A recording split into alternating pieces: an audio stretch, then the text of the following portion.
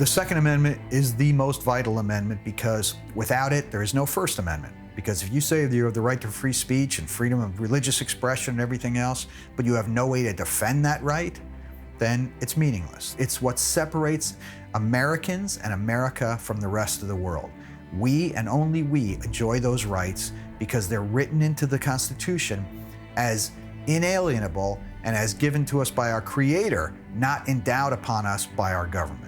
But we all know that the Second Amendment is not about us owning a gun. That's right. Anything that would adversely affect our liberty. That's what the gun gives you, the ability. It's the great equalizer. It makes her as strong as you or I. Yes. It makes anybody here at this table equal. We have God-given rights that are inalienable and supposed to be protected by our government, but too many people don't understand what that means. But the problem is that people don't realize that every time you give up a little bit of your freedoms, a lot more freedom gets washed away.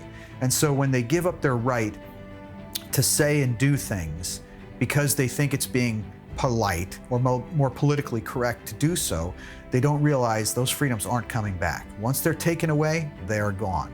And they're vitally important because our way of life ends when our freedoms end. About a year ago, I was down here in Dallas doing some work. And one of the individuals, one of the other instructors, is a Afghan veteran. And I noticed that, you know, he was missing about half of one of his hand, and his head is pretty scarred up. He had 2 prosthetic legs as well that I hadn't noticed before. And he does firearms training now because he's medically retired from the military. He said I'm having a little bit of an issue with the school back in where he's from. And he has a child that has a disability and receives some in-home tutoring and care. The school said that because he possessed weapons, firearms in his home, that no one from the school would come to his home anymore to provide the services and that for his child.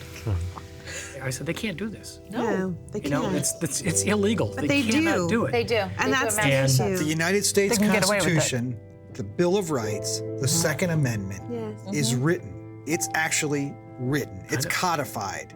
And they are taking what's in there and ignoring it because they don't like it. And it's unbelievable. The thing that just ticks me off is this guy gave up both his legs, half his hand, and wounds all over his body. I mean, this guy's a hero, okay? We won't have the freedoms that we enjoy, the freedom of the press, the freedom of religion, you know, the freedom to speak out our mind on whatever subject we want to. We won't have those freedoms taken away from us. And it's the Second Amendment that guarantees that Americans will be able to enjoy all of those freedoms that we have since inception of this country. I mean, literally defending our America is more of an apropos title for the NRA than the NRA is. National Rifle Association doesn't really represent what it is. It's not just defending the Second Amendment. No. It's defending the First Amendment as much or more than it's defending the Second Amendment. Because without groups like the NRA, we would not have most of the liberties we have today because they've done so much and been so effective politically, publicly, to defend those rights. Because you take away the Second Amendment, what freedom is left? That's right.